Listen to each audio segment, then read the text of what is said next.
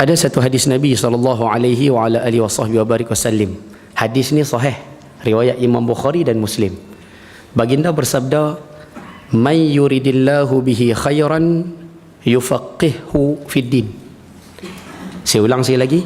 "Man yuridillahu bihi khairan yufaqqihhu fid din." Terjemahan ya, barang siapa yang dikehendaki Allah dengannya kebaikan, akan difahamkan orang tersebut di dalam agama. Itu terjemahan hadis tu. Barang siapa yang dikehendaki Allah dengan kebaikan, akan difahamkan orang tersebut di dalam agama.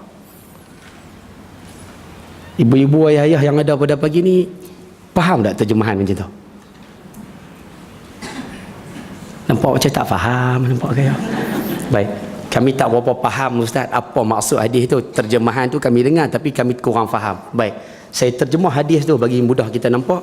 Maksud hadis tersebut, siapa ya Allah nak orang tu jadi baik, siapa ya Allah nak orang tu jadi elok, siapa ya Allah nak orang tu jadi calon penghuni syurga, cara dia Tuhan akan bagi orang tersebut faham dalam agama. Faham terjemahan macam tu? Tak berapa nak angguk pun nampak gaya kan? Tak berapa faham Ustaz Baik, saya translate hadis tu lorat Pening boleh tak? Bagi senang nampak kan? Saya nak minta izin cakap lorat utara boleh?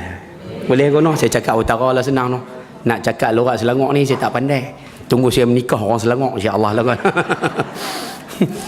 Baik. Maksud hadis tersebut nak bagi mudah faham, siapa ya Allah nak orang tu jadi baik, siapa ya Allah nak orang tu jadi elok, siapa ya Allah mahu orang ni jadi calon penghuni syurga, cara dia Allah akan bagi kepada orang tersebut peluang masuk dalam majlis ilmu. Bila orang tersebut boleh masuk dalam majlis ilmu, itu tanda Allah nak jadikan orang tersebut orang yang baik. Itu cara dia. Tuhan bagi dia lapang, dia tak sibuk dengan anak, dia tak sibuk dengan cucu, dia tak sibuk dengan pekerjaan, dia tak sibuk dengan meeting, dia tak sibuk dengan outstation, dia tak sibuk dengan apa melancung dan sebagainya. Dia tak sibuk dengan 1001 perkara. Dia boleh datang, dia boleh duduk dalam majlis ilmu. Itu tanda Allah nak jadikan dia tu orang baik. Faham macam tu? Maknanya hari ini Ustaz, kalau kami tak ada sibuk apa-apa, tak ada kalut apa-apa, kami pula lapang, boleh bangun, mandi, pakai baju, boleh datang ke majlis ilmu, itu tanda Allah nak jadikan kita tu orang baik. Itu ya. Boleh dapat aku no? Ustaz, saya tak datang seorang pagi ni Ustaz, saya datang dengan suami Ustaz, 2 orang, suami isteri. Apa tanda dia? Itu tanda Allah nak jadikan suami isteri tu orang yang baik. Sebab itu Allah jadikan kedua-duanya lapang. Ustaz, saya bukan datang suami isteri, saya datang sekali dengan anak-anak sekali, satu family. Allah, itu tanda Allah nak jadikan family tu family yang baik. Sebab itu Allah bagi semua lapang. Wah, senyap nampak kan? Menusukkan lebu apa boleh kau sambil melawak tak apa kat silano. Sebab itu kita ni bila boleh duduk dalam majlis ilmu, bila boleh duduk di dalam satu-satu halaqah ilmu seumpama ni, paling kurang boleh duduk saja, paling kurang sebut alhamdulillah. Boleh duduk je sebut alhamdulillah. Apa sebab Ustaz? Sebab tu banyaklah, sebab dia tu cukup banyak. Kalau orang Pening sebut pasal, banyaklah pasal dia tu. Kan? Pasal itu maksud sebab lah. Banyaklah sebab tu, tapi saya ambil 2 cukup. Sebab yang pertama, sebab rezeki yang kita dapat pagi ni, kurniaan yang kita dapat pagi ni, boleh duduk dalam majlis ilmu ni, Allah bagi kurniaan ini kepada kita, tapi Allah tak bagi kurniaan ini pada semua orang di Shah Alam ni. Daripada ramai-ramai orang di Shah Alam, Allah bagi rezeki pagi ni pada kita. Sebab tu kena syukur. Satu. Dan boleh dapat. Dan yang kedua, kenapa kena syukur? Sebab rezeki yang kita dapat pagi ni, boleh duduk dalam majlis ilmu pagi ni, pagi esok belum tentu lagi kita dapat. Understand? Oh, bahasa Inggeris pun boleh kau ni. Kemas nampak gaya. Boleh kau no sambil melawak macam tu silano. Baik. Ayah-ayah ibu bunda rahmati Allah SWT sekalian. Pagi ni insya-Allah kita nak bicara tentang satu tajuk yang sangat penting sebenarnya dalam ajaran Islam. Satu tajuk yang hari ini masyarakat kita, orang Islam kita hari ini, tinggalkan isu ini, tinggalkan tajuk ini, tinggalkan perkara ini. dan orang Islam mula tak ambil endah dengan isu yang kita nak bicara pada hari ini. Sedangkan isu ni besar dalam Islam. Saya rasa ayah-ayah ibu-ibu yang ada di sini semua mengaji tentang kitab hadis 40 Imam Nawawi. Saya rasa semua pakat mengaji belaka. Arba'in Nawawi tu. Siapa yang ada kitab tu di rumah, balik sebentar lagi, cuba tengok hadis nombor 2. Hadis nombor 2 daripada kitab Arba'in Nawawi. Hadis yang pertama bercara tentang niat, innamal a'malu binniyat. Hadis yang kedua, hadis tu panjang. Riwayat daripada Sayyidina Umar Al-Khattab radhiyallahu anhu tu. Saya baca sikit, saya terjemah sikit cepat-cepat sebab syahid kita bukan di situ, point kita bukan di situ, point kita tajuk Dajjal. Cuma hadis tu bunyi dia macam ni, panjang sikit. Bainama nahnu julusun 'inda Rasulillah sallallahu alaihi wasallam zata yaumin. Kata Sayyidina Umar Al-Khattab, sewaktu kami bersama dengan Nabi sallallahu alaihi wasallam satu hari, tiba-tiba datang kepada kami seorang laki-laki. Tala'a alaina rajulun, datang kepada kami seorang laki-laki, syadidul bayadus thiyab, pakaian dia putih bersih, syadidus sawadi sya'ri, rambut pula hitam legam, minyak cantik elok la yura minhu atharus safar, tidak nampak pun kesan orang ni datang daripada tempat jauh. Peluh pun tak ada, muka penat pun tidak, baju kotor pun tidak, nampak penampilan tu nampak macam Allah datang tempat dekat-dekat je. Tapi kata Sayyidina Umar, wala ya'rifuhu minna ahadun, tapi kami ni penduduk Madinah seorang pun tak kenal dia ni siapa. Kami tengok kan penampilan ni penampilan orang dekat-dekat sahaja, tapi siapa tu tak kenal. Datang pula tak duduk di belakang-belakang, duduk terus depan Nabi SAW. Fa asnada rukbatayhi ila rukbatayhi, dia rapatkan dua kaki dia dengan dua kaki Nabi SAW. Wa wada'a yadahu ala fakhizih, dia letak dua tapak tangan atas paha. Ulama bincang, laki-laki ni letak tangan dia atas paha Nabi ke atas pahanya sendiri. Nah, yang ni ada perbezaan pandangan. Ada sebagian ulama kata dia letak tangan atas paha Nabi SAW, maknanya memang dekat betul-betul. Ada sebahagian lagi sebut, pandangan ni yang paling masyhur, Dr. Allahumma salli ala Muhammad, Dr. Mustafa Al-Bura dalam tafsir ataupun dalam huraian hadis tersebut mengatakan laki-laki ni letak tangan atas paha dia sendiri. Apa sebab? Ta'adduban fi talabil ilm, beradab waktu mengaji. Maksud dia kita mengaji ni kena duduk elok-elok. Itu maksudnya mengaji kena duduk elok, dia tak boleh duduk. Kalau macam ni tak ada masalah lah.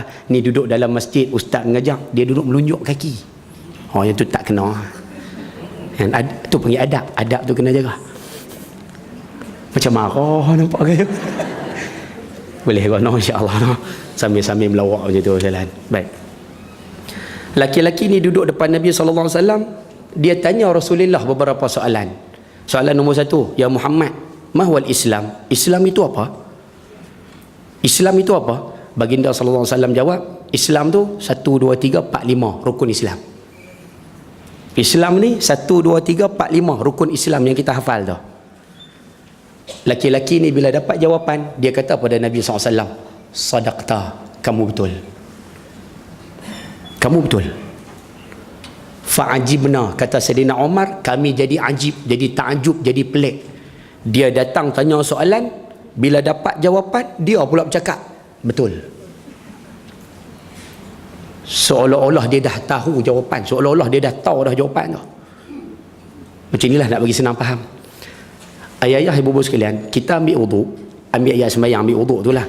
Kita basuh tangan, komok, basuh muka dengan niat, basuh tangan, sapu kepala, kemudian telinga kita tak basuh, kita terus basuh kaki.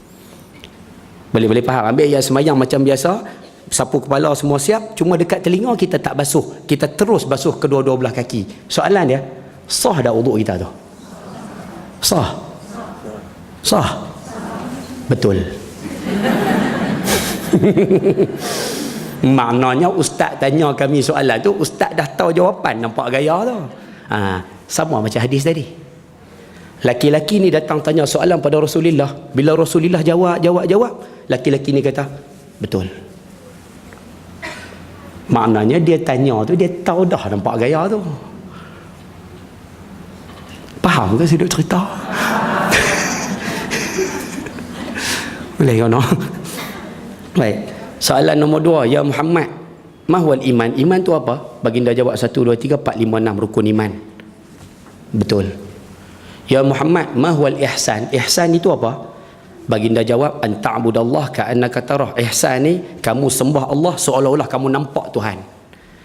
Fa in lam takun tarah, kalau tak boleh nak rasa, seumpama tu tak boleh nak rasa macam tu, fa innahu yara. Ingat Tuhan sentiasa tengok kamu. Ketika ni laki-laki tu tak jawab pun sadaqta, dia senyap. Apa sebab dia senyap? Kenapa dia senyap? Jawapannya mudah. Ilmu ihsan juga dikenali dengan ilmu tasawuf. Ilmu tasawuf ni dia ilmu zauq, ilmu rasa, benda yang dirasai di dalam hati. Jadi baginda jawab kepada laki-laki ni, baginda jawab berdasarkan rasa yang Nabi rasa. Macam mana Nabi rasa? Nabi jawab. Laki-laki ni dia tak boleh nak rasa macam mana Nabi rasa. Banyak perkataan rasa nampak gaya. Dia tak boleh rasa macam mana yang Nabi rasa. Sebab tu dia kira betul lah tu, senyap sudahlah. Dia tak boleh nak jawab sebab dia tak rasa macam mana yang baginda rasa. Selesai. Soalan nombor 4, laki-laki ni tanya, ya Muhammad, mata sa'ah, kiamat ni bila? Bila kiamat ni? Baginda SAW jawab pada laki-laki ni, ma mas'ulu anha bi'alama minas sa'il. Tidaklah yang kena tanya lebih mengetahui daripada yang bertanya. Maksud kata-kata ni, kamu tanya, kamu tidak tahu. Aku nak jawab pun tak tahu kiamat itu bila. Tapi Nabi jawab dekat laki-laki ni, tapi aku boleh bagi tahu pada kamu tanda-tanda dia. Kiamat bila aku tak tahu, tapi tanda dia aku boleh bagi tahu. Selesai, boleh dapat saya kata noh. Selesai laki-laki ni dapat jawapan tersebut, dia bangun, dia balik. Terus balik. Kata Sayyidina Umar, falabithtu maliyah, aku ni duk heran. Siapa dia ni? Siapa dia ni? Ulama sebut Sayyidina Umar duk fikir siapa dia ni 3 hari. 3 hari duk, kalau orang Kedah sebut duk melengung. Melengung tu termenung. Mamai payah tu. Ini orang utara tak payah. Dia duduk, siapa laki-laki ni siapa? 3 hari. Akhirnya Rasulullah SAW tanya Sayyidina Umar, ya Umar, atadruna man sa'il? Kamu kenal tak siapa yang datang tanya hari tu? Sayyidina Umar jawab, Allah dengan Rasul dia yang tahu. Baginda jawab balik, fa innahu Jibril. Yang datang tanya hari tu Jibril tu. Jibril. Faham betul-betul ayat ni nah? Atakum. Nabi jawab pada Sayyidina Umar, atakum. Dia datang bertemu dengan kamu, dia datang kepada kamu, dia mari kepada kamu para sahabat. Jibril ni. Jawapan atakum Nabi itu menunjukkan bahawa Nabi SAW kenal yang datang hari itu Jibril. Sepatutnya Nabi kena jawab macam ni, atani, dia datang jumpa aku, baru betul. Tapi tak, Nabi jawab atakum, dia mari jumpa kamu ni para sahabat, bukan jumpa aku, jumpa kamu. Yu'allimukum, nak ajar kamu para sahabat, bukan ajar aku, ajar kamu ni para sahabat.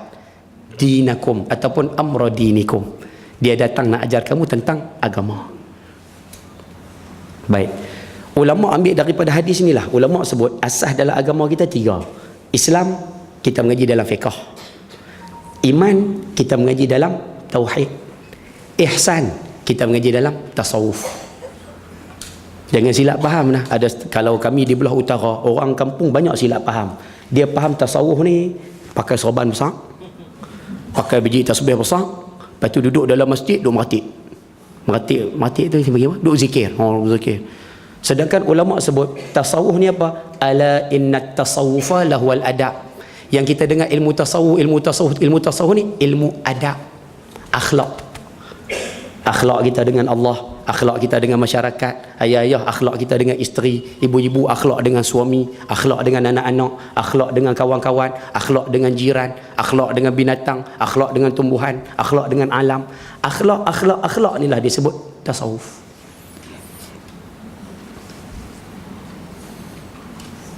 Oh ya senyap. Macam duk tahan apa nampak gaya. Boleh insya-Allah. Allahu akbar. Saya sebenarnya kalau bahasa di sini sebut masih lagi duk teruja ni apa segala. Sebab tak sangka pagi tadi baru duk tidur dengan isteri di Tasik Gelogok. Hari ni bertemu dengan orang Shah Alam. Pukul 7 ada, pukul 6 ada di Pulau Pinang, pukul 8 lebih ada di Selangor lah. Sebab kita ni, saya ni jarang keluar daripada negeri Pulau Pinang, ustaz kampung. Jadi duduk pusing kat Pulau Pinang aja lah. Kan? Lagipun senang nak uruskan keluarga. Jenis anak ramai. Kan? Anak 6. Bini 2. Kan? Nampak macam mana orang kenal. Jadi duduk di negeri Pulau Pinang tu senanglah nak kelola kan. Keluar ni dia tak apalah, tak ada masalah silan. Baik. Tak apalah, jadi kalau melawak lebih kurang tu jangan marah silan, noh, insya-Allah, noh. Baik.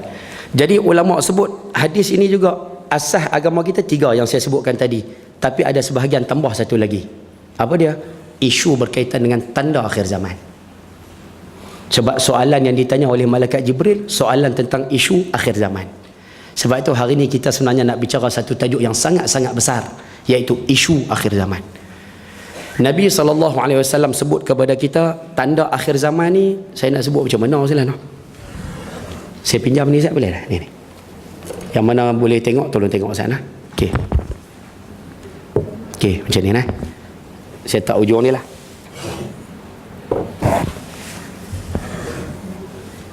Ini botol yang pertama, ni cawan. Okey. Tu ustaz, memang cawan pun. Okey. Saya nak sebut, cuba bayangkan ni waktu Nabi Adam turun atas muka bumi. Ni waktu ni, walau saya buat contoh lah, ni waktu Nabi Adam mula turun atas muka bumi. Cawan yang terakhir ni, hak ujung ni, ini kiamat. Jadi daripada Nabi Adam sampai ke kiamat ni satu tempoh masa. Boleh faham? Satu time frame, satu tempoh masa. Baik, selesai. Daripada Nabi Adam sampai kepada cawan ini satu tempoh masa. Ayah-ayah, ibu-ibu duk dengar lama dah perkataan ni. Kita sekarang berada di akhir zaman. Kita sekarang ni berumat akhir zaman. Nabi Muhammad SAW ni Nabi akhir zaman. Kita selalu mendengar perkataan akhir zaman, akhir zaman. Soalannya, akhir zaman ni bila start dia? Bila mulanya? Adakah akhir zaman ini dia bermula waktu kapal Nabi Nuh mendarat atas bukit Judi? Tak. Ataupun akhir zaman ini dia bermula waktu Nabi Ibrahim dilempar masuk dalam api? Ataupun akhir zaman ini bermula waktu Nabi Isa diangkat naik ke langit? Ataupun akhir zaman ni Y2K baru ni? Kita masuk tahun 2000 tu, itukah dia akhir zaman? Ataupun bila dikatakan akhir zaman ni? Ulama' cari dalam kitab dan sebagainya, tengok dalam hadis-hadis Rasulullah, ulama' jumpa rupanya akhir zaman ni dia mula waktu Nabi SAW dilantik menjadi Rasul. Makna waktu baginda dilantik menjadi Rasul, itulah permulaan akhir zaman.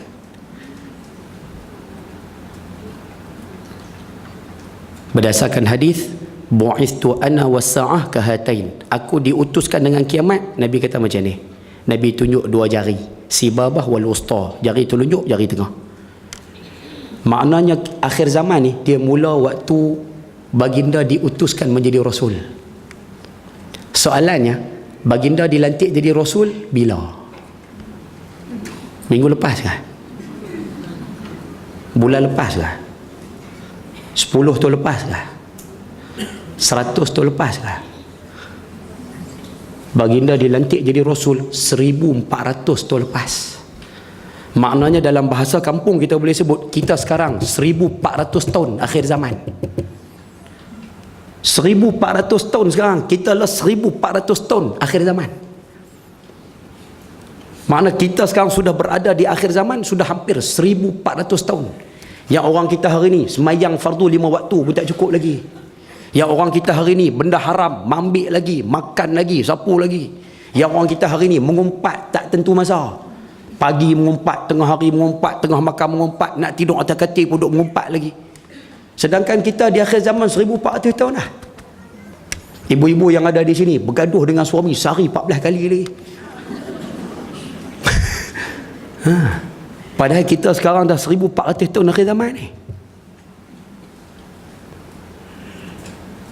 Sebab tu minta maaf silah, saya isu ni saya kadang Dia kadang semangat, kadang dia marah pun ada juga. Jadi kalau kasar sikit tu saya minta maaf banyak-banyak lah.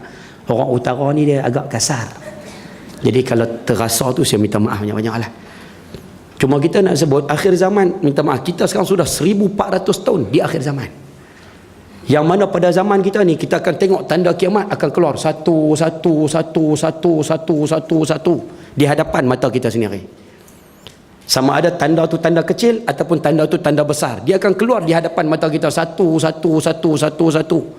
Cuma kita, siapa yang menuntut ilmu, siapa yang belajar, dia akan tengok, oh ni tanda kiamat, oh ni tanda kiamat, oh ni tanda kiamat. Dia akan mengetahui kata ini sebahagian daripada tanda akhir zaman. Yang mana tak tahu, dia akan kata biasalah, zaman lah macam tu lah. Biasa. Dia akan cakap macam tu. Dia tak nampak kata tu tanda akhir zaman. Dan tanda akhir zaman ni dia pecah dua ya. Tanda kiamat kecil, tanda kiamat besar. Tanda kiamat kecil, tanda kiamat besar. Cuma kita nak kongsi sikit tanda kiamat kecil ni untuk maklumat ibu sekalian. Hari ni keluar terang-terangan dalam masyarakat kita. Cuma kita sedar ataupun tidak ya. Saya sebut ringkas antara tanda kiamat yang ayah boleh tengok. Antaranya anak derhaka mak ayah. Itu tanda kiamat lah. Anak kita tak dengar cakap kita, anak kita lawan cakap kita, itu tanda nak kiamat lah. Perhiasan rumah sama dengan perhiasan pakaian, itu tanda nak kiamat lah. Dulu pakaian manusia ni ada corak. Corak batik, corak macam-macam corak lah. Hari ni corak yang ada di pakaian tu, dia pindah di rumah. Dia pindah ke rumah. Macam mana cara perpindahannya? Kalau dulu tahun 80-an, 90-an, orang letak corak tu dalam frame, sangkut di dinding. Ada corak batik sangkut dekat dinding, buh dalam frame tu lah.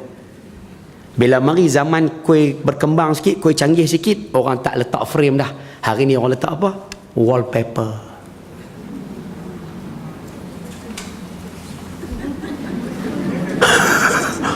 Salah ke pasang wallpaper tu? Pasang wallpaper tu tak salah.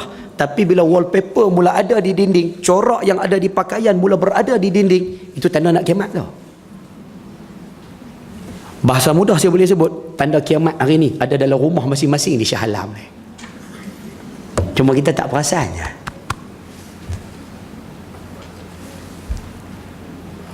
Faham ke saya cerita? Macam masing-masing pakai ada dalam rumah je, nampak gaya. Habis tu ustaz, balik sebentar lagi kami nak kena koyak buang ke wallpaper tu. Tak payah, jangan buang. Habis tu nak buat apa? Balik sebentar lagi, nampak wallpaper, kita ingat, Allah, ni tanda kiamat ni. Aku nak kena berubah nampak gaya ni. Itu yang penting tu. Tak perlulah duk buang wallpaper, duk buang frame-frame, tak payah. Tak ada siapa suruh itu isu macam tu. Balik tengok, ambil pengajaran. Balik nampak, ambil pengajaran. Nabi kata apabila tempat, lokasi, kita sebut tempat lah, makin dekat, itu tanda nak kiamat. Masa makin dekat, itu tanda nak kiamat. Ni saya sebut poin-poin ringkas aja ni. Apabila teknologi makin berkembang, itu tanda nak kiamat. Hari ni barang dibuat di Shah Alam boleh dijual di UK, itu tanda nak kiamat. Apa sebab? Kemajuan teknologi. Orang UK boleh order melalui internet sahaja. Orang Shah Alam post hantar ke UK. Rupanya perkembangan perniagaan ini pun satu di antara tanda akhir zaman. Kalau nak sebut banyak, ada lebih kurang 100 lebih tanda kiamat.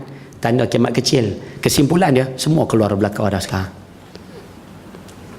Dan sekarang yang masih belum keluar lagi, tanda kiamat besar. Sebab tu hari ni kita nak tengok tentang isu baru nak masuk tentang tanda kiamat besar. Mudah-mudahan ambil pengajaran. Ayah-ayah yang mana ada kitab, catik sikit. Tanda kiamat besar ada 10 ya. Tanda kiamat besar 10 sahaja. Saya sebut cepat-cepat nah, salin cepat-cepat nah. Yang pertama sekali, dukhan. Dukhan. Ejaannya D-U-K-H-A-N, dukhan. Tulis terjemahannya di tepi, asap. Nah, tulis asap. Nah, tulis asap is bukan as soon as possible tu, bukan.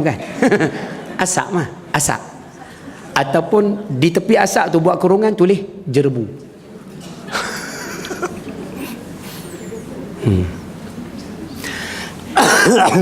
Kemudian tulis di bawah nombor 2 pula, dabah. D-A-B-B-A-H, dabbah. Maksud dabbah ni binatang melata. Dua. Binatang melata. Ada yang mengatakan binatang melata ini anak unta Nabi Saleh. Ada yang mengatakan binatang melata yang akan keluar ini ular. Ada yang mengatakan binatang melata ini manusia.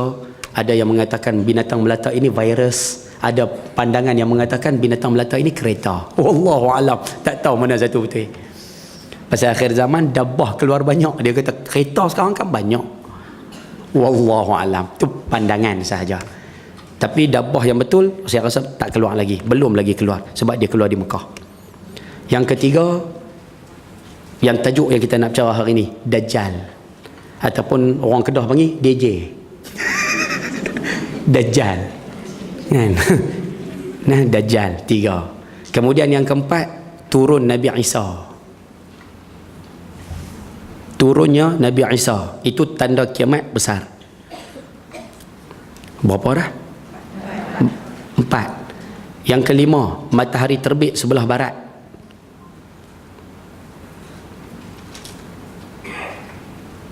Baik. Matahari terbit daripada sebelah barat tak berlaku lagi, belum berlaku. Tapi kalau matahari terbit sebelah barat ini maksud dia apa, cahaya tamadun, cahaya kemodenan muncul daripada barat. Kalau terjemah macam tu, keluar dah. Kalau kita terjemah matahari terbit sebelah barat ni, matahari terbit betul-betul daripada sebelah barat. Yang ni belum keluar lagi. Tapi kalau terjemahan matahari terbit sebelah barat ni maksud dia cahaya kemodenan muncul daripada barat, tanda ni keluar dah. Betul tak? Ya, sebab hari ni manusia nampak tamadun manusia ni hebat di barat. Kemodenan barat. Orang nampak kemajuan barat. Berapa dah? 6. Yang ketujuh, ya. Yang keenam, api yang keluar daripada Yaman. Api yang keluar daripada Yaman.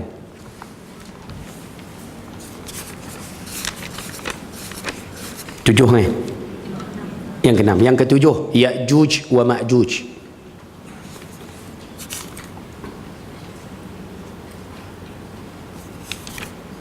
Dan yang 8, 9, 10, 3 gempa bumi.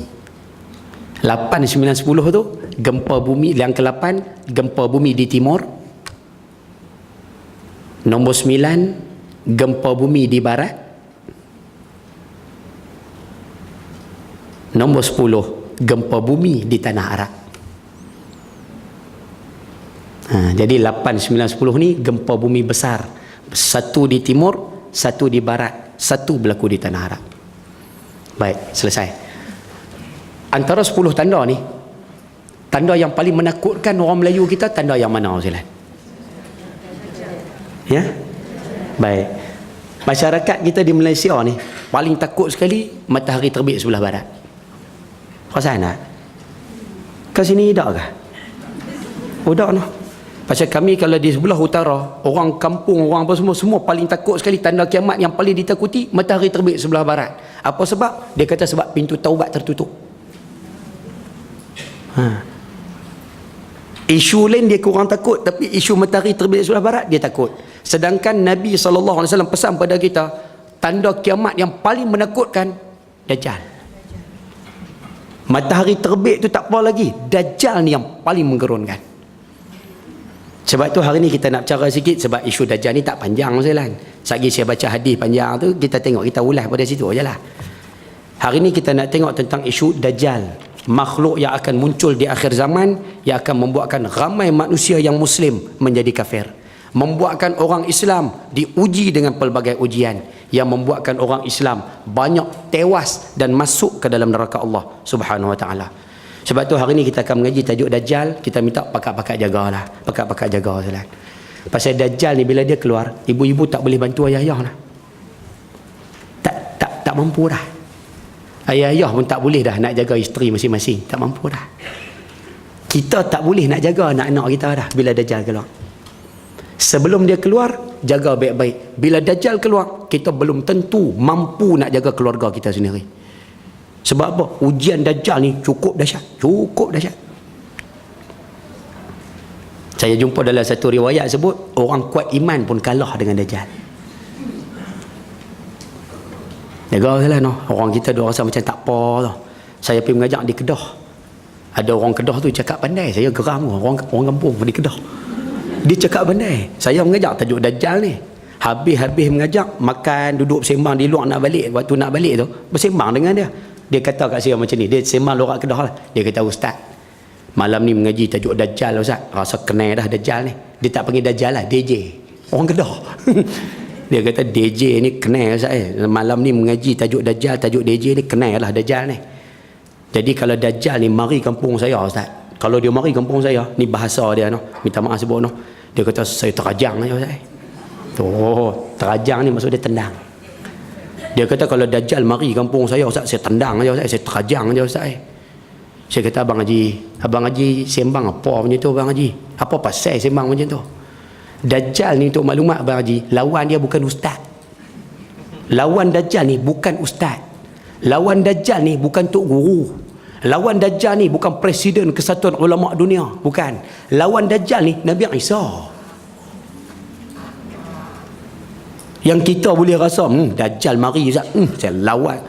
Lawan Dajjal bukan kita. Lawan Dajjal Nabi Isa. Nak tunjuk kita berat sebenarnya Dajjal ni. Nabi sahaja yang akan membunuh. Nabi Isa sahaja yang akan membunuh Dajjal. Nabi Isa yang akan menentang Dajjal, bukan kita.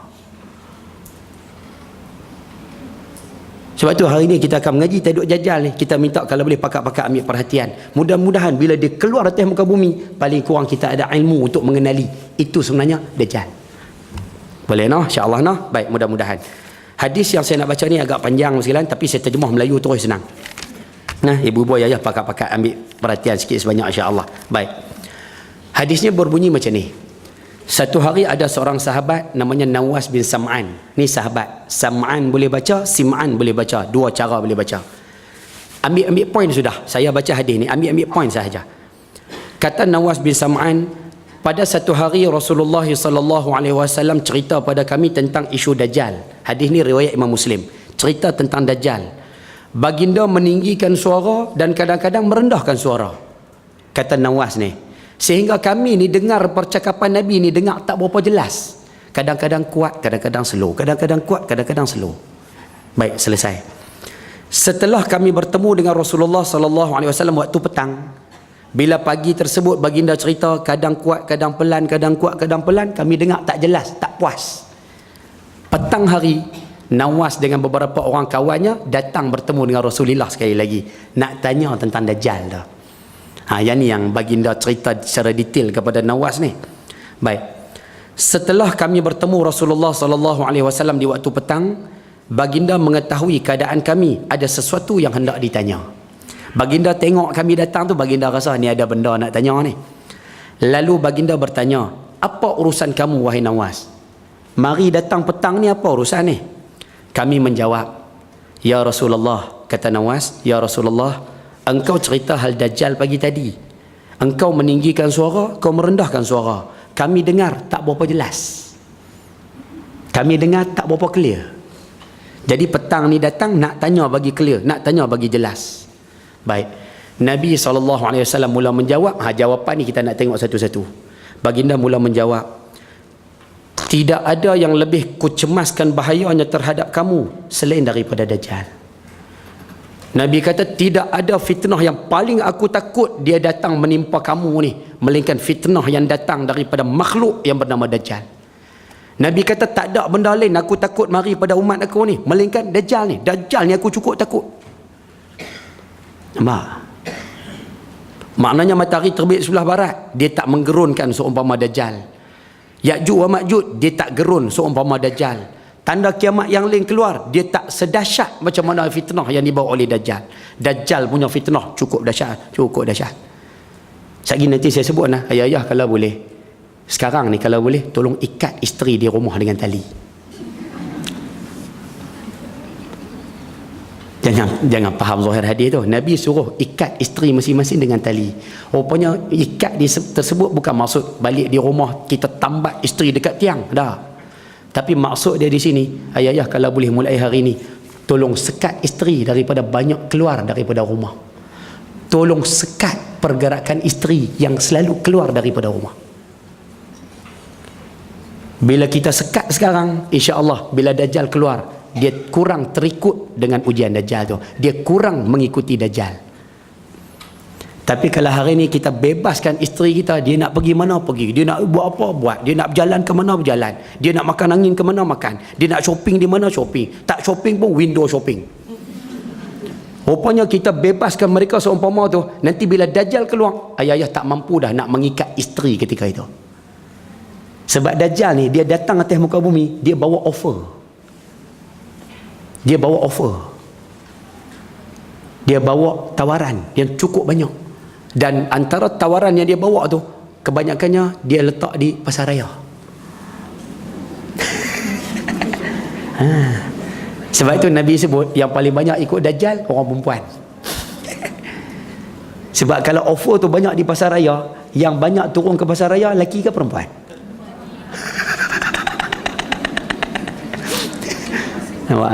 Bukan semua lah, tapi majoritinya. Ibu-ibu yang ada di sini mengaji pasaraya seminggu sekali ya. Tapi kadang-kadang anak-anak kita tiap-tiap hari pasaraya. Sebelum Dajjal keluar, kita dah tak mampu nak kawal. Offer di pasaraya tu pun kita tak mampu nak bendung dah. Anak kita sekat, dia marah. Cuba bayang bila Dajjal keluar, lagi kita tak mampu sekat. Nanti saya sebut Dajjal offer tu dia buat macam mana, saya akan sebut. Dan sebelum dia nak keluarkan offer dia, apa dia buat pada orang Islam, saya sebut. Bila dia offer sahaja, orang Islam semua pakat berebut ambil tawaran yang dibawa oleh Dajjal itu. Tak saya sebut, insya-Allah hazilan. Ambil pengajaran isu-isu macam ni. Sebab tu tajuk Dajjal ni maknanya besar maknanya. Tak apalah kita ambil pengajaran insya-Allah. Baik. Nabi kata tidak ada yang paling bahaya yang keluar dari atas muka bumi ni melainkan ujian yang datang pada Dajjal. Kalau Dajjal itu keluar, aku masih bersama dengan kamu, kata Nabi SAW. Kalau Dajjal itu keluar, aku ada lagi. Aku akan mempertahankan kamu terhadapnya. Aku yang akan menentang Dajjal untuk kamu. Nampak? Ni baginda sebut. Kalau dia datang, tetapi aku tiada bersama dengan kamu. Kalaulah Dajjal keluar, aku ketika itu dah wafat, kata Nabi SAW. Faham betul-betul ayat ni maka setiap orang membela dirinya sendiri. Maksud kata-kata Rasulullah ni, kalau kata Dajjal tu bila dia keluar, aku dah tak ada, kata Nabi SAW, setiap orang cuma mampu mempertahankan dirinya sendiri. Tu yang saya kata di awal tadi, Dajjal keluar, ibu-ibu tak mampu dah nak tolong ayah-ayah. Ayah-ayah tak boleh dah nak tolong isteri. Kita tak boleh dah nak pertahankan anak. Sebab ujian Dajjal cukup berat. Anak kita pasti terpengaruh, isteri kita pasti terpengaruh, suami kita pasti terpengaruh. Maksudnya setiap orang mampu jaga diri sendiri ketika itu. Berat sajalah, selesai. Dan Allah pengganti aku mempertahankan setiap orang Islam. Selesai. Baik, baginda mula keluarkan dia punya kita nak sebut, mula describe cerita tentang Dajjal. Baginda mengatakan Dajjal itu seorang pemuda. Simpan elok, Dajjal ni manusia. Dia manusia. Yang mana sifat dia, kata Nabi SAW, sangat kerinting rambutnya. Rambutnya kerinting. Lagi kalau tengok orang rambut kerinting, jangan kata dia Dajjal pula. Kan? Tapi Dajjal ni rambut dia kerinting sajalah, memang kerinting. Baik. Matanya buta sebelah. Matanya buta sebelah mana? Matanya buta sebelah kanan. Belah kanan buta, tak boleh melihat. Matanya sebelah kiri, belah kanan mata tak boleh tengok. Mata sebelah kiri dia ni boleh melihat, tapi mata dia tu agak terkeluar sedikit daripada sarung dia tu. Itu Dajjal. Baik. Ustaz, nak tanya satu soalan. Dajjal hidup lagi sekarang? Jawapan dia hidup dah. Dajjal ni hidup sejak daripada zaman, ada riwayat sebut, zaman Nabi Sulaiman AS. Dia hidup sampai sekarang. Maknanya Dajjal dah ada atas muka bumi. Ya. Dia ada di mana? Tak tahu. Ada sahabat Nabi pernah jumpa. Ya, namanya Tamim Ad-Dari. Pernah jumpa Dajjal ini di sebuah pulau, tapi tak tahu di mana. Jadi Dajjal ni dah ada. Ya. Ustaz, Dajjal dah ada sekarang ni. Mata dia dua-dua okey ke buta sebelah? Tak mau tanya soalan tu. Jawapan dia, ketika ini kalau kita tengok dalam hadis riwayat Imam Ahmad, ada 2 tanda Dajjal. Masa sekarang ni, tanda tu tak keluar lagi. Dia jadi pemimpin dunia, baru 2 tanda ni keluar. Sebab Dajjal ni dia keluar, dia akan memimpin dunia. Sebab tu Amerika pulun buat New World Order, NWO. Bukan saja-saja buat tu nah. Itu memang tunggu kedatangan Dajjal dah. Dia nak satu dunia duduk di bawah pemerintahan dia. Yang orang kita hari ni pakai baju NWO, dia rasa macam tak apa tau. Padahal itu gerakan nak menjadikan Dajjal sebagai pemimpin dunia lah tu. Sebab itu Amerika hari ni dia pulun kalau boleh nak semua negara di atas muka bumi ni ikut telunjuk dia. Dia boleh ikat dengan politik, dia ikat. Dia boleh ikat dengan ekonomi, dia ikat. Dia boleh ikat dengan sosial, dia ikat. Apa benda dia boleh ikat, semua dia ikat. Supaya masyarakat dalam dunia ikut telunjuk dia.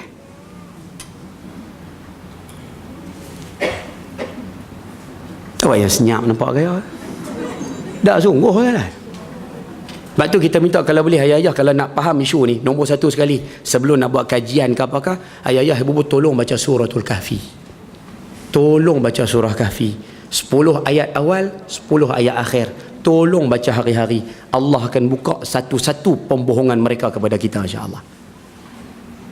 Kalau tak percaya, try baca.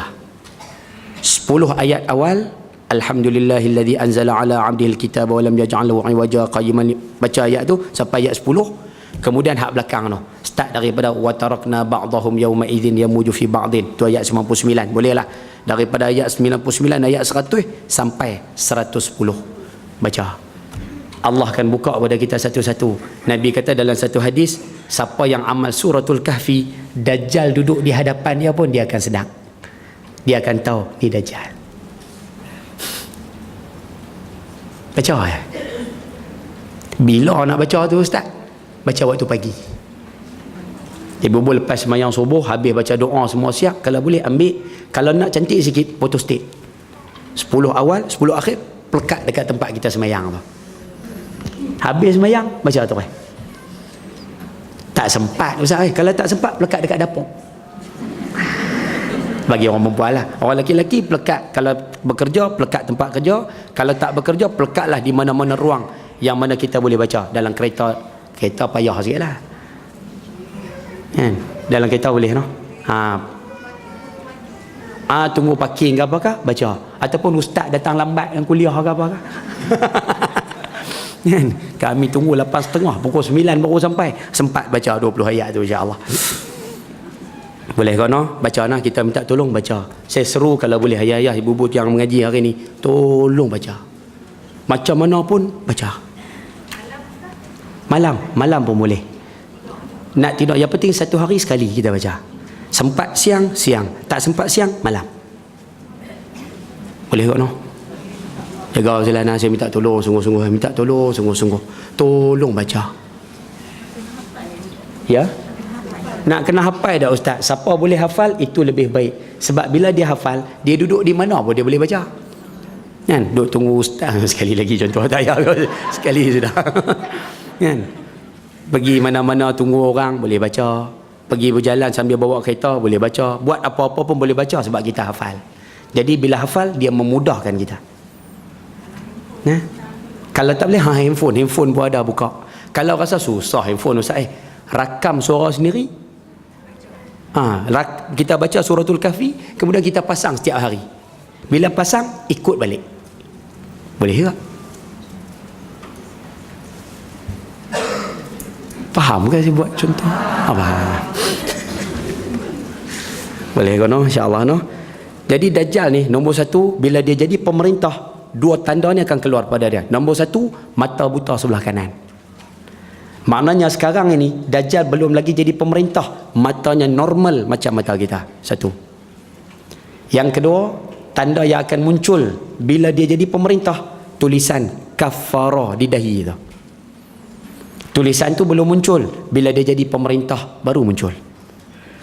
Sebab itu ada sebahagian ulama' bila ulah isu hadis ni, ada sebahagian mengatakan Dajjal ni mata dia buta dalam peperangan.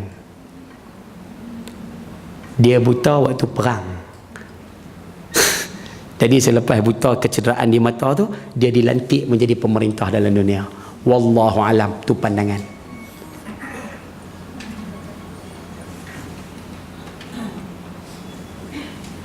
Faham ke saya duduk cerita? Lain. Baik, menghayati. Allah Akbar. Baik. Jadi mata Dajjal buta sebelah kanan. Seolah-olah kata Nabi SAW, kamu ni sahabat, kamu nak tengok Dajjal ni. Nabi kata tengok, aku menyerupakan, aku bagi contoh Dajjal ini seperti Abdul Uzza bin Qutnin. Abdul Uzza bin Qutnin ini seorang Yahudi suku, kata silap saya, seorang manusia suku Khuza'ah zaman Nabi dululah. Nabi kata nak tengok Dajjal, tengok Abdul Uzza tu. Dajjal rupa dia macam rupa tu. Abdul Uzza bin Qutnin, Q-U-T-H. Abdul Uzza. Abdul, A-B-D-U-L, Abdul Uzza, U-Z-Z-A. Bin Qutnin, Q-U-T-N, Qutnin. Abdul Uzza bin Qutnin ni kami nak tengok di mana? Kita tak boleh tengok dah, tak ada dah. Tapi Abdul Uzza ni hidup zaman Rasulullah. Rasulullah kata nak tengok ya Dajjal, tengok Abdul Uzza tu. Rupa dia macam rupa Abdul Uzza tu. Baik, selesai. Baik. Jadi kita boleh ambil pengajaran dalam hadis yang lain, Dajjal ni badannya tough. Ni, kalau tengok daripada belakang seumpama pokok yang rendang. Kita terjemah dalam bahasa kita hari ni, badan dia macam badan orang tough. Orang abang sadu. Jenis abang sadu ni. Kan, rupanya Dajjal macam tu. Hidung Dajjal ni seumpama paruh burung.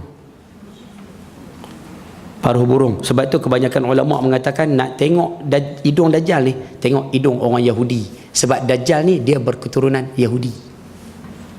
Dia berketurunan Yahudi. Hidung dia macam hidung ibu-ibu ayah mungkin tengok Ariel Sharon, lebih kurang hidung macam tu lah. Hidung besar.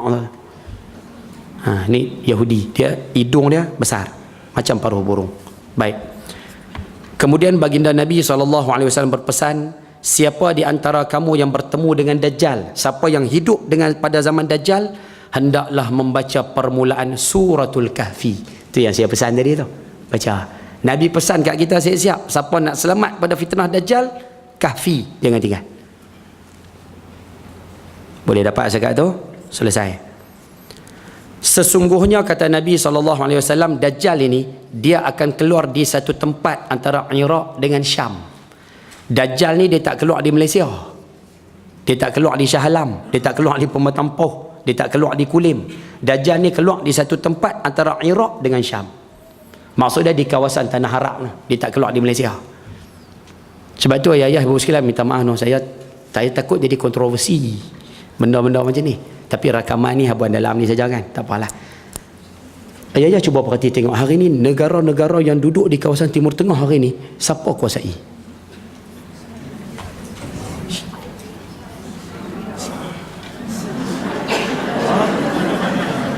Perasan tak? Perasan tak? Sedangkan dalam hadis Muslim ada sebut Dajjal ni bila dia keluar, yang bantu Dajjal, yang tolong Dajjal 70,000 tentera daripada Isfahan, Iran. Nabi pesan dah, Dajjal ni bila keluar, yang tolong Dajjal, bantu Dajjal ni 70,000 tentera daripada Isfahan, Iran. Tentera tu ada siap dah sekarang. Tak percaya, type dalam Google, tengok sendiri. Syekh Google ni memang alim sungguh, Syekh Google ni. Tengok apa pun ada.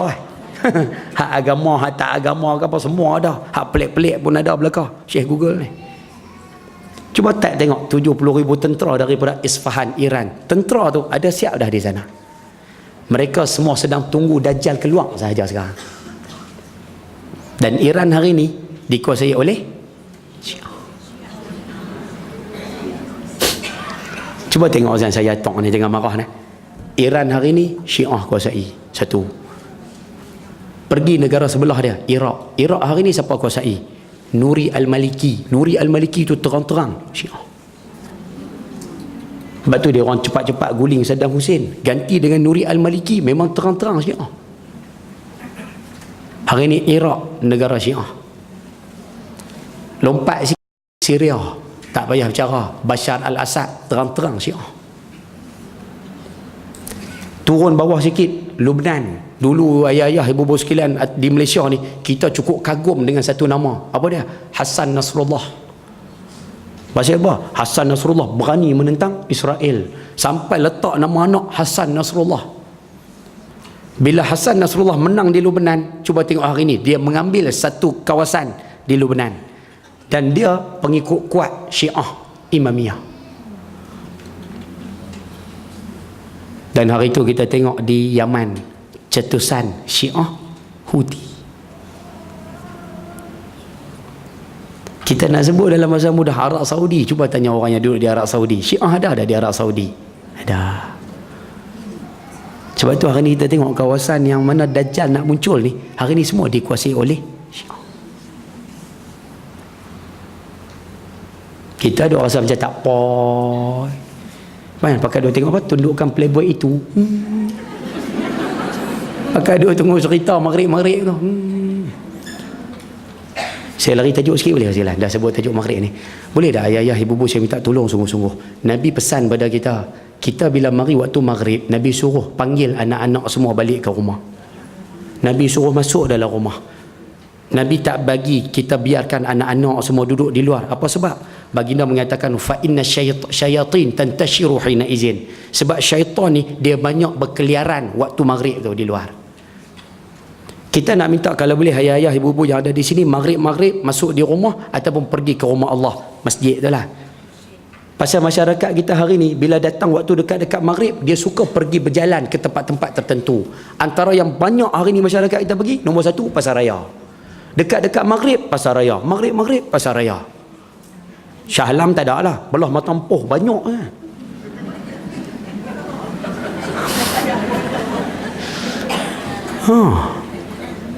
Waktu maghrib ya, kalau pakai dua kira ke pasar raya 6.45 baru duduk bersiap. Nak pergi mana ni Pah? Nak pergi Giant. Sini kan Giant. Nak pergi Tesco, IOI Mall. Ada sini ya? Ada. Oh ada. Oh. Duk kira nak pergi pasar raya dekat-dekat maghrib. Satu. Yang kedua, waktu dekat-dekat maghrib, berapa ramai masyarakat kita suka pergi pasar malam. Pukul 7 pasar malam, pukul 7 pasar malam. Sedangkan kalau kita mengaji sikit dalam bab fiqh, 5 waktu semayang, waktu apa yang paling pendek sekali? Maghrib. Waktu maghrib paling pendek, tapi orang kita maghrib waktu tu sibuk nak ke pasar raya, sibuk nak ke pasar malam. Dan yang lebih hari ni, minta maaf lah, orang Selangor tak buat, orang Pulau Pinang banyak. Apa dia Ustaz? Suka makan waktu maghrib. Dekat-dekat maghrib kalau pergi kedai makan, orang azan maghrib dia duduk makan cakotiao. Orang azan maghrib dia duduk makan di kedai makan. Allah. Dulu ni yang makan waktu maghrib ni Cina.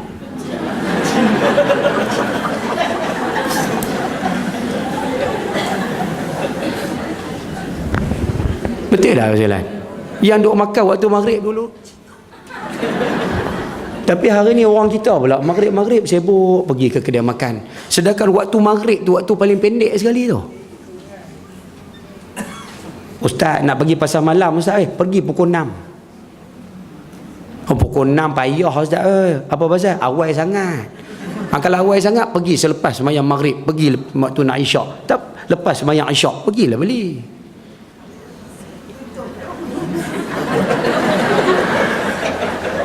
Sini pasar malam tutup pukul berapa? Pukul 10. Pukul 9 tutup dah. Amu cepat sungguh sini tu. 10 kot. Tapi selalunya pasar malam kita kalau pergi lewat-lewat, waktu tu barang murah, betul tak? Pasal nak habis dah. Boleh tak kita minta tolong elok waktu maghrib tu? Boleh ke no? Ayah-ayah kalau tengok anak bersiap, isteri duk bersiap nak ke pasar raya maghrib-maghrib tu, tolong kata sikit. Duduk dalam rumah. Kata lah sikit. Dia kata nak beli barang lah. Lepas maghrib lagi. Dia kata nak hari Sabtu. Hari Sabtu nak pergi pasar raya, pergilah. Hari lain nak pergi pasar, cuma waktu maghrib saja, jangan ke pasar raya.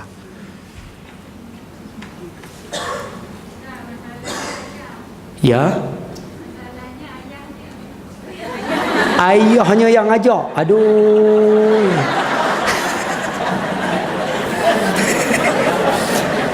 yang ayah tu pun.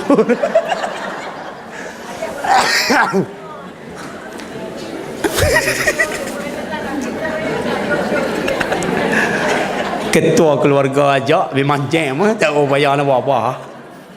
Baik tu, kalau boleh jangan Ustaz, no, jangan. Nah, larang anak-anak kita, keluarga kita. Sikit saya cerita boleh, sikit Ustaz. Saya kahwin, ni nanti kalau rakam jangan buat YouTube nah. Ni buat sini sudahlah. Kalau kantoi nanti saya cari Shah Alam. Saya kahwin dengan isteri saya Ustaz. Saya isteri pertama saya doktor. Ingat komen kau Ustaz. Kan? Doktor kenan. Baik ya. Isteri pertama saya doktor. Alhamdulillah. Saya kahwin tahun 2009. Isteri kedua saya dia bekerja di sebuah syarikat, tapi lepas kahwin dia tak mau kerja dah. Dia berhenti, dia kata nak duduk rumah. Okey, silakan. Saya punya prinsip mudah. Kamu ya dua-dua isteri lah, nak pergi mana pergi. Saya bebaskan kamu. Nak pergi mana pergilah. Sebab saya yakin kamu pergi ke tempat baik-baik, kamu takkan pergi ke tempat yang tak elok. Saya punya prinsip macam tu ya. Nak pergi mana-mana dekat-dekat apa semua, okey bagi tahu. Jauh-jauh kena bagi tahu lah. Tapi kalau dekat-dekat nak pergi mana, pergilah, tak apa. Pasal kita percaya kamu akan ke tempat yang baik-baik sahaja. Kalau rasa telefon tak jawab dan sebagainya macam ni tengah mengajak, kita tak jawab telefon. Dia nak pergi tempat tersebut, silakan pergi. Nak pergi rumah jiran ke, ada orang mati ke, ada orang sakit ke, silakan. Kan? Cuma satu tempat je saya bagi tahu. Kalau nak pergi, bagi tahu. Satu ya. Tempat lain tak apa, satu aja. Nak pergi, bagi tahu. Dia orang tanya nak pergi mana? Saya kata pasar raya. Satu ya. Tempat lain silakan pergi. Tapi nak pergi pasar raya, bagi tahu. Duit saya bagi je lah. Setiap bulan kita bagilah. Tak apalah, tu belanja dia orang ambil lah. Tapi bila nak pergi pasar raya, bagi tahu. Bila dia orang nak pergi pasar raya, dia orang selalu akan telefon ataupun mesej. Bang, nak pergi pasar raya. Saya akan tanya satu soalan ya. Nak beli apa? Saya tanya soalan tu aja, nak beli apa? Kan? Kalau isteri tu jawab nak beli sekian-sekian barang, dia sebutlah nak beli sabun, nak beli apa-apa semua, kita tengok banyak. Okey, silakan. Pergi ya. Tapi kalau dia jawab mesej, tak ada apa bang, dia ada jualan murah. Kan? Dia punya diskaun 70%. Nak beli apa? Tak ada, nak pergi tengok ya. Kalau gitu, tak ya. Tak ya. Abang nak beli sabun, kedai tepi rumah dah. Tak, bukan apa Uzilan. Sebab benda ni kita kena, bukan apa Uzilan, nak sekat tu. Rupanya bila tahun pertama buat, tahun kedua buat, mula-mula tu penentangan biasa Uzilan. Penentangan cukup kuat. Tapi bila lama kelamaan, dia orang sendiri tak nak pergi pasar raya sekarang. Bila kita tanya, jom pasar raya. Tak ada apa. Clear? Senang, selamat duit saya. Tak sungguh betul no. Pasal baginda bersabda, ahabbul biqa' ila Allah masajiduha. Tempat yang paling Tuhan suka atas muka bumi, masjid. Wa aswa'al biqa', tempat yang paling Tuhan tak suka atas muka bumi, pasar. Pasar ni dia masuk sekali lah, pasar malam, pasar tani. Apa kalau di belah Kedah tu pekan Ahad, pekan Rabu, pasar Kemboja. Masuk sekali lah tu, pasar raya, Giant, The Store. Lagi apa lagi? Macam-macam lah, Tesco. Masuk sekali lah tu.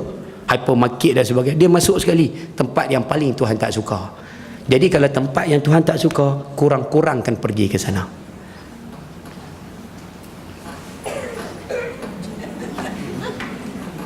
Macam marah nampak kaya. Boleh kau no? InsyaAllah no? Mudah-mudahan ambil manfaat. Baik, sambung sikit lagi. Baik.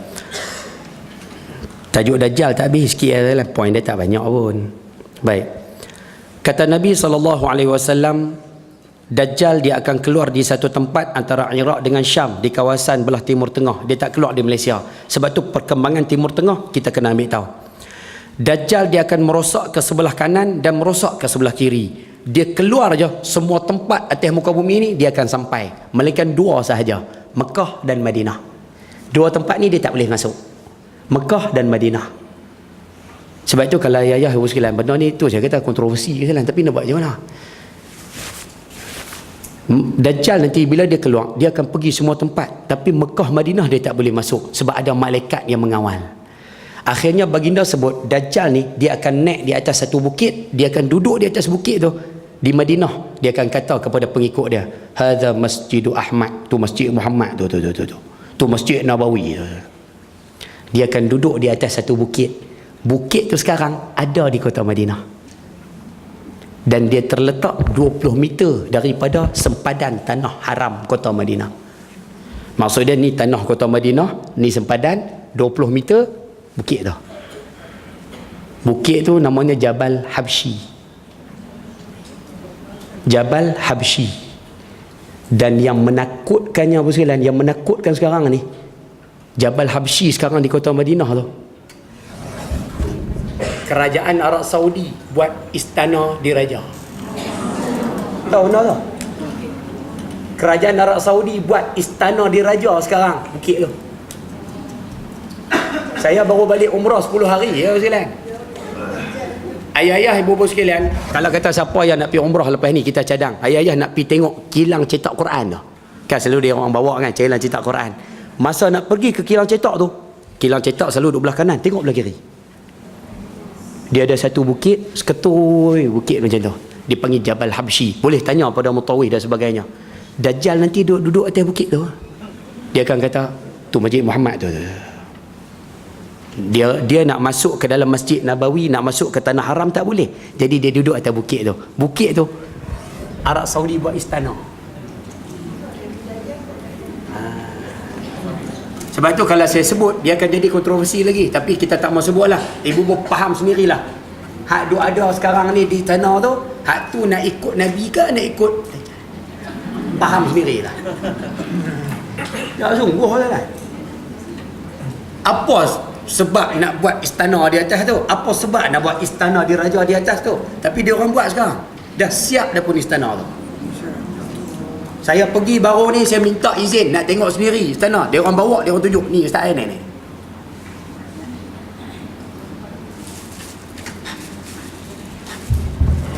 Pasal mudah kita sebut, persiapan untuk Dajjal keluar hari ni semua dah siap tersedia. Kita je duk rasa lambat lagi ustaz, lambat lagi. Siap dah. Saya tak kata tu, tapi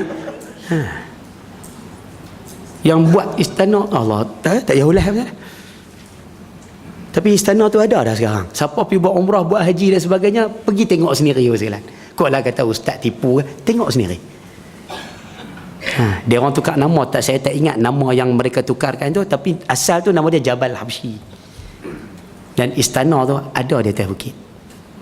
Istana dia sama macam istana ayah pergi ke Masjidil Haram, kat tepi Masjidil Haram tu ada istana raja kan. Bentuk dia macam tu jugalah di atas bukit tu. Dia bukan macam istana negara hak kita ni. Istana negara hak kita ni bentuk dia bentuk ciri-ciri hak Melayu kita lah. Hak Arab Saudi punya cara Arab Saudi lah istana dia. Tahu lah. Lepas tu kita minta bakat-bakat jagalah. Bakat-bakat jaga. Baginda SAW sambung lagi, hai hamba Allah, teguhkan pendirianmu apabila Dajjal itu keluar. Tetapkan pendirian, jangan mengaku Dajjal itu sebagai Tuhan bila dia keluar nanti. Kami tanya lagi, kata sahabat, ya Rasulullah, berapa lama Dajjal akan tinggal di atas muka bumi ni? Dajjal hidup atas muka bumi ni berapa lama? Baginda jawab, 40 hari. Oh, mana tak lama no Dajjal atas muka bumi, dah sebulan 10 hari ya. 40 hari. Ada hari yang sama dengan setahun. Hari yang pertama Dajjal keluar, hari pertama tu seumpama setahun. Maksud dia panjang hari yang pertama tu seumpama setahun. Ada hari yang sama dengan sebulan. Hari kedua sehari sama panjang macam sebulan. Hari yang ketiga sama panjang seperti seminggu. Hari yang keempat sama seumpama hari biasa. Yang ni pun dibahaskan oleh alim ulama kita, apa maksud sehari macam setahun, sehari macam sebulan, sehari macam seminggu, sehari macam hari biasa. Baik, saya sebut beberapa pandangan cepat-cepat. Ada pandangan yang mengatakan sehari macam setahun tu, ada yang mengatakan Dajjal ni menguasai teknologi atas muka bumi ni. Menguasai teknologi. Jadi antara benda yang dia buat, dia jadikan dunia kita ni siang setahun. Kan sekarang Amerika ada teknologi apa? HAARP. HAARP.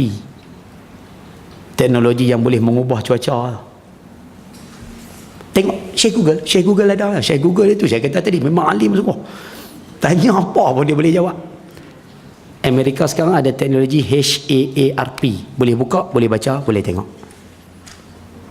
Kan? Dia boleh kontrol cuaca. Jadi ada yang mengatakan Dajjal dengan kemampuan dia, dia boleh membuatkan siang tu panjang macam setahun. Itu pandangan nombor satu lah. Ada pandangan ustaz-ustaz kita yang mengatakan Dajjal ni dia ada kuasa, dia boleh hentikan matahari di tengah-tengah, jadi siang tu panjang setahun. Ada yang kata macam tu. Ni pandangan belaka lah. Yang betul wallahu alam, ni ijtihad daripada orang alim kita ni.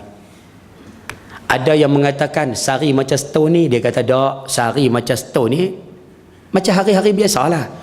Cuma Dajjal ni bila dia keluar, kita rasa derita sangat tu. Rasa macam sehari tu Allah panjang macam setahun.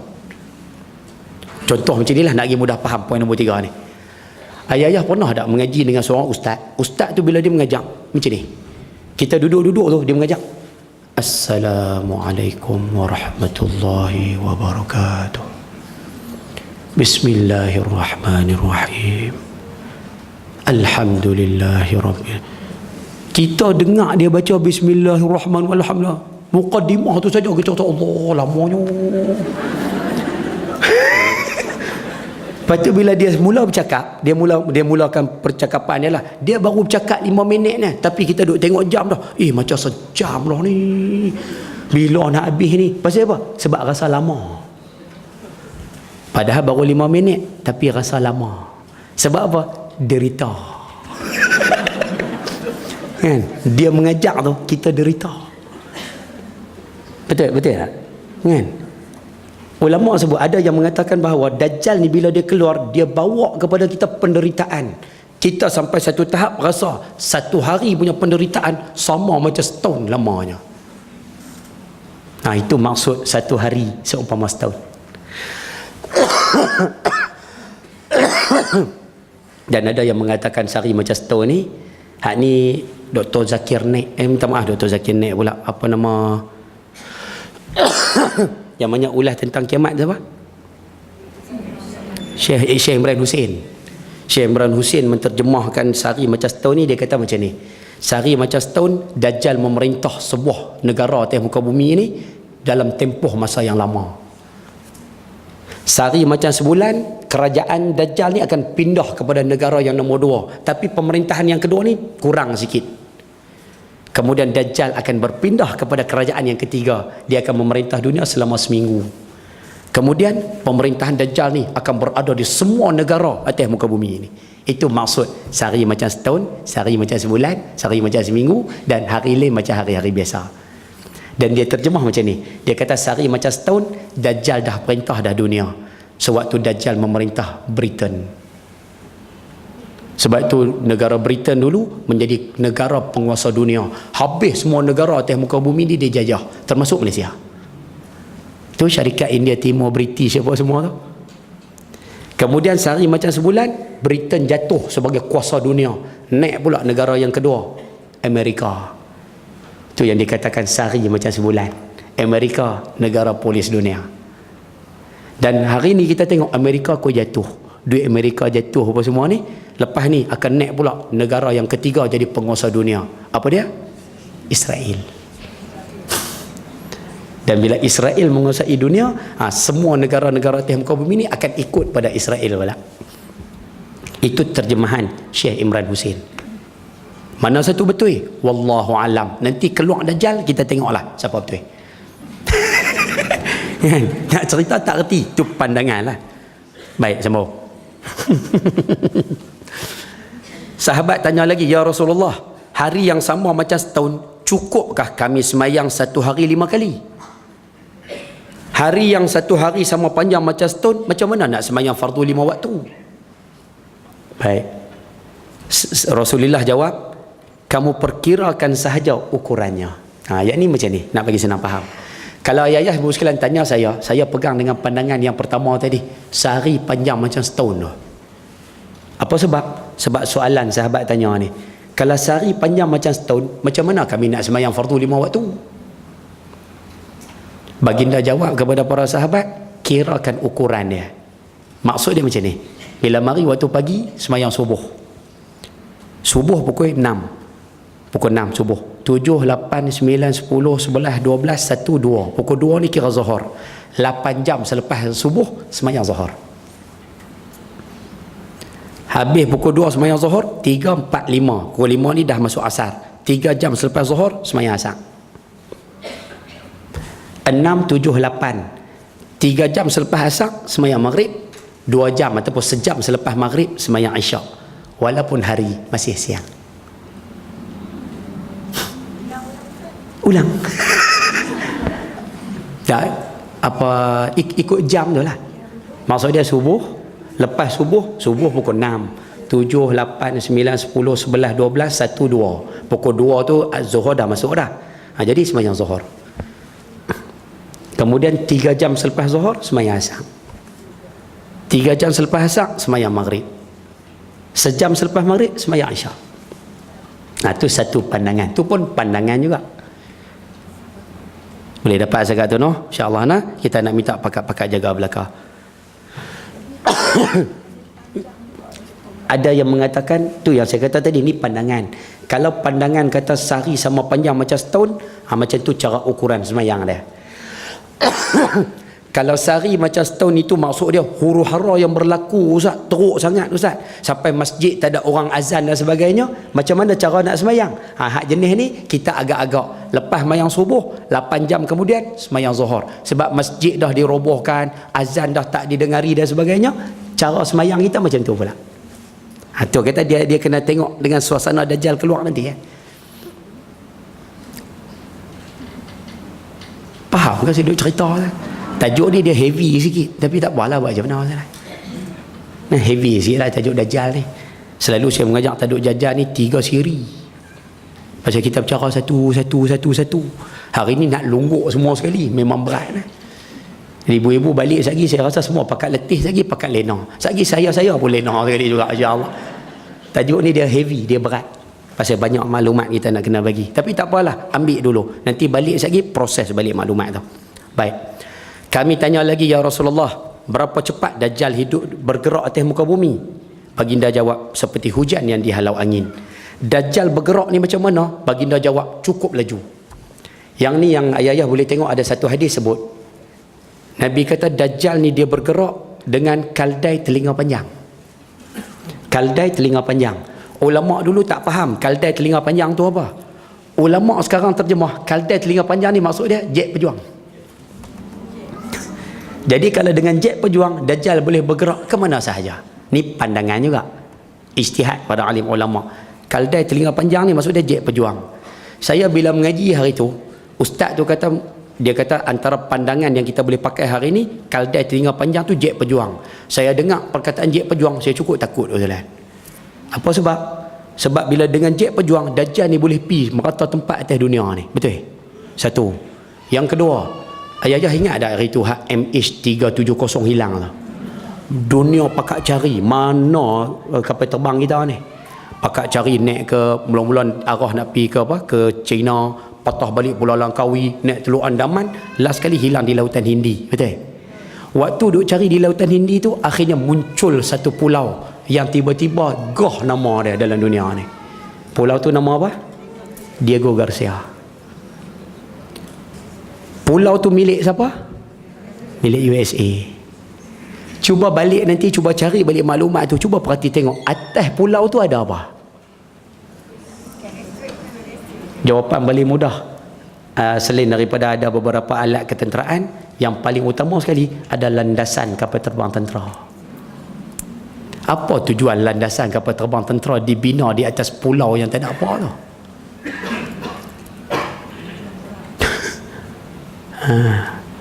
Tu yang saya kata di awal tadi, Dajjal nak keluar ni, persiapan dia semua siap dah. Anak-anak buah dia buat dah. Duk tunggu dia coy keluar. Coy faham ke tu? Duk tunggu dia keluar. Kita je hari ni duk kalut dengan artis. Duk kalut dengan benda-benda seronok. Duk kira nak enjoy. Duk kira nak cari reta lagi. Bukan salah cari reta, tapi sampai cari reta sampai lupa akhirat. Oh, kacau. Padahal hamba Allah ni nak keluar dah.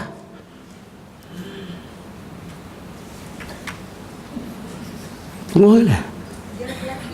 Ya? Oh, dia laki-laki. Tak, Dajjal ni laki-laki. Dia laki-laki ke lah. Tunggu lah, jaga semua. Dan Dajjal ni bila dia keluar sikit, nak habis dah pasal lah. Dajjal ni bila dia keluar. Sebelum dia nak keluar, dia akan pastikan, pengikut dia akan pastikan ni cara dia nak menguasai dunia. Yang ni kena faham kaedah ni. Dia keluar, dia bukan jadi orang biasa macam kita ni. Dia jadi pemerintah dunia, Dajjal ni. Dan dia akan datang kepada manusia, dia offer syurga, neraka. Dia offer syurga, neraka ni maksud dia kesenangan, kesengsaraan.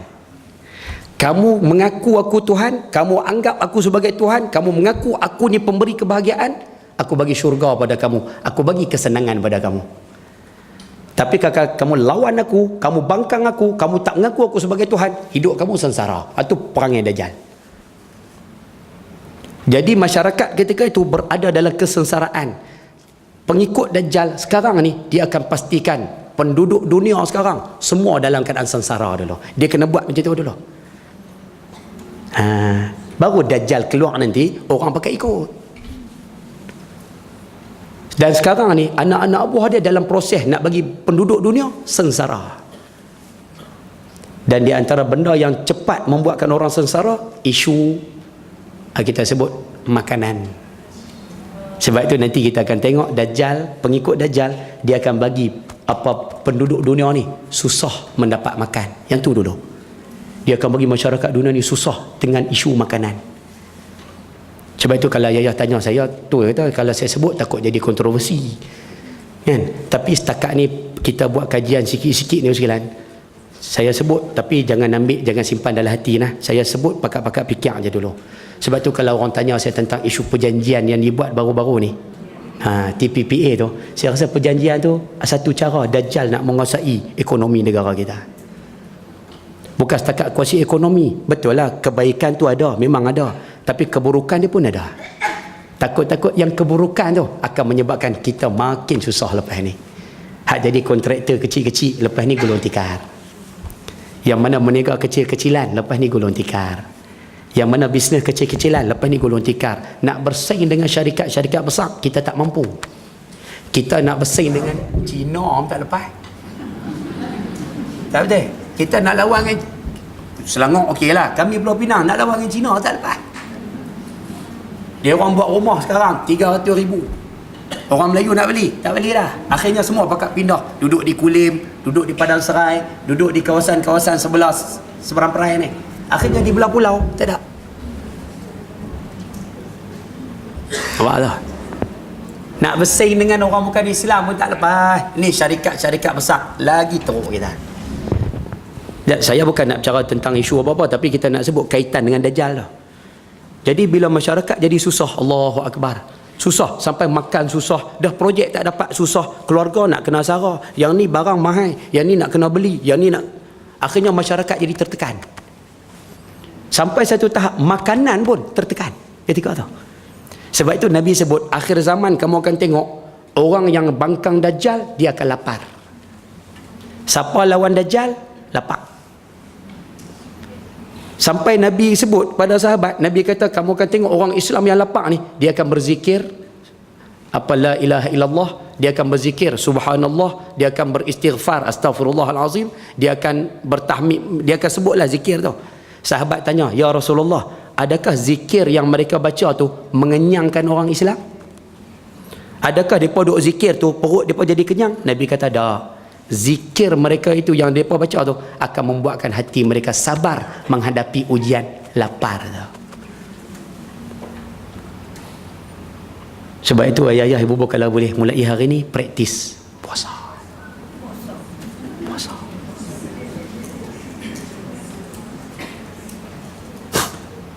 Cuba bayang tengok, anak-anak kita tak pernah puasa.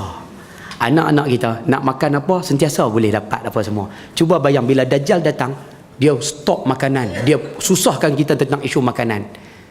Kemudian Dajjal kata pula, kamu kalau nak senang boleh, nak makan boleh, nak hidup mewah boleh, mengaku aku jadi Tuhan ya. Mengaku aku ni pemberi kebahagiaan, aku bagi apa kamu nak. Agak-agak anak kita ikut ikut Yang ni yang Nabi kata fitnah yang paling menakutkan aku, kata Nabi SAW ni. Dajjal akan buat cara macam ni.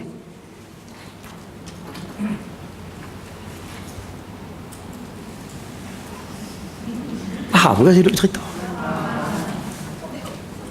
Tunggu kan. Kalau ayah rasa tak puas setuju, ni poin yang terakhir sebagai penutup, cuba tengok. Nabi SAW bersabda, Dajjal akan datang pada satu kaum. Nak reti dah jalan syukur dah. Sekali ada Ustaz Dusuki pula kan. Dajjal akan datang pada satu kaum, menyeru mereka. Pi dekat satu kaum, dia pi dekat satu puak, satu negeri, dia akan kata, tuan-tuan ikut saya, tuan-tuan akuilah saya Tuhan, tuan-tuan akuilah saya pemberi kebahagiaan, tuan-tuan akuilah siapa sokong saya bagi kemewahan. Baik. Bila dia pergi ke satu tempat tersebut, lalu tempat tersebut percaya kepadanya, memperkenankan seruan Dajjal tersebut, Nabi kata ketika itu kamu akan tengok, diperintahkan langit menurunkan hujan, hujan turun. Diperintahkan bumi menumbuhkan, lalu tumbuh tanam-tanaman. Di waktu petang, ternakan mereka pulang lebih gemuk daripada biasa. Mana-mana tempat kan tadi dia akan buat bagi semua susah dulu, lepas tu Dajjal pergi. Tuan-tuan nak hidup senang? Boleh. Tuan-tuan mengaku saya ni pemberi kebahagiaan. Saya saja boleh bagi kebahagiaan pada tuan-tuan. Puak-puak tu pun kata, betul, kamulah yang boleh bagi kebahagiaan pada kami, kamulah yang bagi kesenangan pada kami. Akhirnya bila kaum itu mengaku macam tu, dia akan perintahkan langit turun hujan. Maksud dia apa? Dia kan pemimpin dunia. Dia panggil lah JKR, mai buat jalan di sini. Dia panggil kementerian sekian-sekian buat bangunan di sini. Kementerian Pendidikan buat sekolah di sini. Kementerian Bola dan Sukan buat futsal di sini. Jadi tempat tu akan jadi mewah, hebat, gah.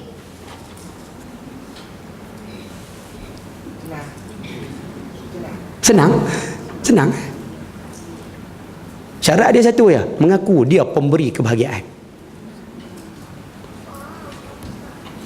Faham ke saya duk cerita? Nampak macam sama no? Baik. Lalu dia mendatangi satu kaum yang lain, dia mari ke Shah Alam pula. Dia menyampaikan seruan pada mereka, dia duk kempen kat orang Shah Alam, kata dia pemberi kesenangan, dialah yang bagi segala-galanya. Tetapi orang kaum itu menolak seruan mereka. Tapi orang Shah Alam lawan pasal kenal Dajjal. Nampak dengan mata satu, tahu siapa ikut Dajjal syirik, siapa ikut Dajjal neraka Allah. Tahu pasal mengaji hari ni tajuk Dajjal. Jadi bila pakat lawan belaka, lawan Dajjal, Nabi sebut dia berangkat meninggalkan mereka. Dajjal lepas kempen tu dia balik. Tak apalah, lepas dia bercakap dia balik. Pagi besoknya negeri itu menjadi kering, tidak tumbuh apa-apa. Maksud dia segala kemewahan di tempat tersebut dia tarik balik. Segala projek yang berjalan di tempat tersebut dia tarik balik. Apa benda kenikmatan, kemudahan yang dia bagi pada tempat tersebut dia tarik balik. Dan yang lebih menakutkan, kekayaan mereka licin tandus. Kekayaan yang ada di tempat tersebut licin tandus. Yang inilah yang ulama terjemahkan sebagai tempat yang mana bangkang Dajjal akan musnahkan. Sebab itu ayah-ayah sekalian, ada orang waktu ulas hadis ni dia pesan pada saya. Dia kata kalau kita nak tengok tempat yang lawan Dajjal, nak tengok tempat yang lawan Dajjal, dia kata tengok tempat yang kena kesan peperangan sekarang ni. Macam itulah tempat yang lawan Dajjal. Tengok Palestin, tengok Syria, tengok bangunan-bangunan dia apa tu. Macam tu kan. Tempat yang lawan Dajjal dia akan jadi macam tu. Itu maksud kekayaan mereka licin tandus. Sokong Dajjal bahagia, tapi neraka Tuhan. Lawan Dajjal kehidupan musnah. Ibu-ibu nak pilih yang mana? Ayah-ayah nak pilih yang mana? Itu yang saya kata di awal tadi, ujian yang paling dahsyat datang daripada makhluk yang bernama Dajjal. Sebab tu kita minta kalau boleh ayah-ayah bapak sekalian, beberapa perkara kita sebut. Nombor satu, surah Kahfi tolong baca. Satu. Yang kedua, kalau boleh sebelum bagi salam, fil alamin innaka hamidum majid, sebelum nak bagi salam tu tolong baca doa tu. Allahumma inni a'udzubika min fitnatil mahya wa min fitnatil mamat wa min fitnatil qabri wa min fitnatil masihi. Saya rasa doa tu semua pakai apai. Tolong baca sebelum bagi salam. Dua. Dan yang ketiga, kalau bolehlah nak selamat pada fitnah Dajjal ni, kalau boleh pindah duduk di Mekah ataupun Madinah. Arab Saudi tak bagi Ustaz. Oi. Pasal yang ni bukan saya sebut nah, tapi dalam kitab bin Asyratis Sa'ah sebut, siapa nak selamat fitnah Dajjal, dia kata pergi duduk di Mekah dan Madinah. Sebab dua kota ni Dajjal tak boleh masuk. 12 hari kena balik Ustaz. Oi. Tak apalah, pergilah sekali lagi umrah, doa, ya Allah bagilah aku ni duduk di Mekah waktu Dajjal keluar. Mana tahu. Doa, masuk hijir, doa. Duduk belakang makam Ibrahim ataupun pergi dekat multazam tu, pekuk badan apa semua, tok pipi kat multazam tu, minta boleh no, insya-Allah, mudah-mudahan ambil manfaat sama-sama insya-Allah. Baik, ayah-ayah ibu bunda rahmati Allah SWT sekalian, dan Dajjal akan dibunuh oleh Nabi Isa di Babu Luddud, di pintu Lud di Palestin. Yang ni siap dah, tempat tu ada. Siapa pergi Palestin tengok tempat Dajjal akan dibunuh ada di Palestin sekarang. Nama pintu tu pintu Lud, Lud. Lut. Dajjal akan dibunuh di sana. Nah, insya-Allah nah, mudah-mudahan ambil manfaat sekalian. Baik, ayah-ayah ibu bunda rahmati Allah SWT sekalian, selesai noh. Saya nak lari tajuk sikit boleh Ustaz? Satu ya sebagai penutup. Boleh tak ayah-ayah ibu bunda sekalian yang mengaji hari ni, ni tajuk Dajjal selesailah. Dajjal mati, Nabi Isa perintah dunia dengan Imam Mahdi, lepas daripada tu baru berlaku kiamat. Yang kehancuran apa semua itulah selesai. Sebagai penutup, ayah-ayah ibu-ibu sekalian yang ada yang mengaji hari ni, boleh tak saya minta tolong? Ayah-ayah sebelum nak tidur, boleh tak pakat-pakat ambil wudu? Boleh tak? Nah, kita minta sekali lagi nah. Ayah-ayah ibu sekalian bila nak tidur malam, kalau boleh pastikan ambil wudu ataupun ayat semayang. Siapa yang boleh ambil penuh dengan lengkap, wajib dan juga sunat, silakan. Siapa yang rasa payah Zai, sejuk malam-malam Zai, kalau siapa yang payah sangat, kita minta ambil cebok satu. Cebok tu gayung. Ambil gayung satu, tuang di atas tangan tu, basuh muka. Tak apalah, ni jenis hak segan macam saya, yang malas macam saya ni lah. Tuang atas tangan, basuh muka terus. Tak payah komok sunat. Boh, sapu muka, dia dah nak tidur ni. Boh di tangan, sapu kepala sekali, basuh kaki. Kemudian lompat masuk tidur. Jangan lompatlah masuk elok-elok. Nah, cuma kita minta kalau boleh nak tidur ambil wudu. Apa sebab Ustaz? Banyak dalil-dalil hadis dan sebagainya, saya ambil satu sudah. Baginda bersabda, al-mar'u kama tanam kadzalika tamut. Manusia ni macam mana cara dia tidur, macam tu nanti cara dia mati. Kalau kata dia tidur malam, dia sempat istighfar, sempat bertaubat, sempat minta ampun, sempat dia selesaikan wirid-wirid dia, dia tidur dalam keadaan zikir, dia berwudu, insya-Allah mudah-mudahan dia mati pun macam tu juga. Boleh no? Nah, mudah-mudahan. Tapi kalau kata dia tidur malam Ustaz, apa pun dia tak baca Ustaz, tarik-tarik bantai, lena. Habis-habis tengok cerita TV Samarinda tu. Kan? Tengok duk menangis apa sikit, frah-frah tarik bantal lena. Wirid tak baca, istighfar dak, doa pun tak baca, minta ampun pun tidak, wuduk pun tidak. Takut-takut nanti dia mati pun macam tu juga.